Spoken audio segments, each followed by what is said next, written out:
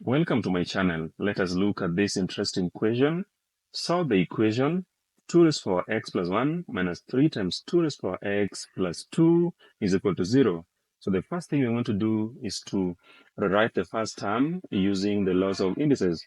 If you have a number a raised to the power n times a number a raised to the power m, that is the same as number a raised to the power the sum of the powers. So let us use that to write the first term in that particular equation.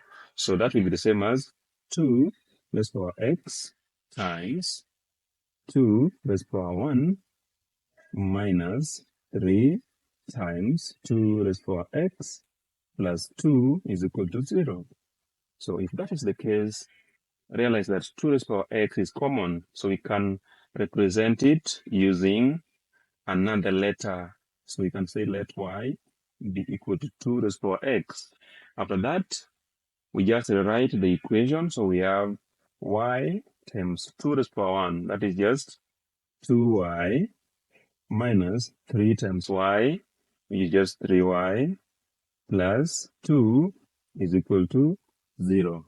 So you have 2y minus 3y, which is just minus y, is equal to, you take 2 to the right-hand side, it becomes negative. You divide both sides by -1, and you get that y is equal to 2.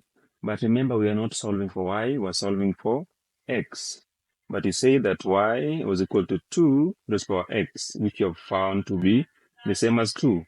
So what we're going to do is write 2 as raised to the power 1, so that you have 2x is equal to 2 raised to the power 1. So the bases are the same, it means the powers are also the same. So x is equal to 1. If you find this video useful, kindly subscribe.